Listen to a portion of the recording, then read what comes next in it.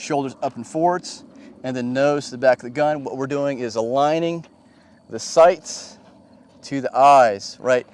Do a head tall and then the shoulders down. You see a lot of that, right? So he's either going to bring the muzzle up to his eye, he's going to shoot high, or he's going to end up looking down to line up with the eye and shoot low. So what we do is bring the line of the sights and then the eyes, we bring them together on the same plane. We're trying to make a symmetrical triangle that makes my windage centered, and then from the side we're bringing the shoulders up and the eyes down, and we're making that elevation plane symmetrical, right? So we're adding natural geometry from the shoulders from left to right and up and down. All right, so what I'm looking for is thumb up high and neutral. Again, what that does is separates the nerve ending from, well, it's not a nerve ending, but it's a nerve connection between this finger and the thumb.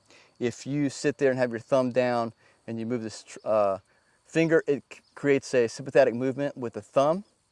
So by having the thumb up, it separates that nerve, and thus you have the thumb imparting less movement in the handgun. So that's going to be up. See how his thumb is kind of like at an angle? What I want you to do is rotate that over forward, go higher up. Now with the thumb out of the way, you've created more room, higher up. And then I want connection on the back strap. So it's really important to have these two pieces of your hand connected.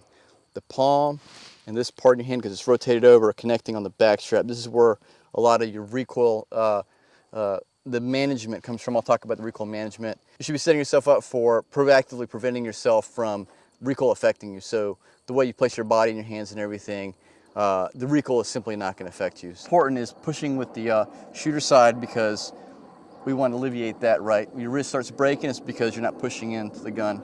Thumb up, rotate this hand more. And this is like what I call the cross. So this represents the line that's parallel with the slide, continues onto the thumb, and then where the thumb intersects that line, that is where your thumb should meet your hand. If this cross breaks at all, right, then you know the grip is not good. A big thing about you'll see people pressing this thumb down is as they start shooting, right, this thumb will start pressing this hand off. They'll end up shooting, and it'll end up being like this. And all advanced shooting, there's no advanced shooting, it's just the basics under advanced situations.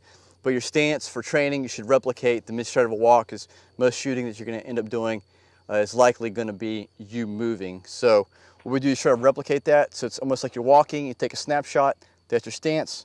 So a little bit closer. And the closer they are, it actually is a little bit better. Push the gun away using just your hips. There you go, right? And then your shoulders are going to be an inch further. You want to avoid doing like the hinge thing, because what happens is the weight is on your heels. Rest on your heels. See how that oscillation you'll have? Now bend your knees a little bit and push with your hips, and then your chest. There you go. So now this is what the gun has to fight against, right? Again, if you've got a good stance, or more of a good stance, is just look down. Am I looking past my lead foot? Yes. Then I'm probably most of the way there. Proactively preventing the recoil from affecting you by having a proper stance in the grip, and the presentation is all about alignment. All right, go ahead and get on target. All right, here we go. So front sight focus, right in the middle, same hole, right next to that hole. So I really want you to push into it. This is where your grip is really important. Make sure your thumb and cross is good. Here we go, focus on the front sight. First two are right here, and then these are the third one, and then the last one. So I was pulling the trigger. Doesn't matter what you do with the trigger, as long as your stance and your grip are correct. Some folks ask, like, hey, why are you shooting so close?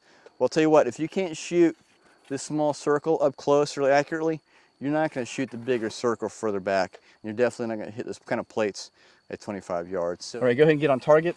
Everything's set up. Index, your cross, your stance, your eyes. Eyes are super important. Aim midway up on the steel plate.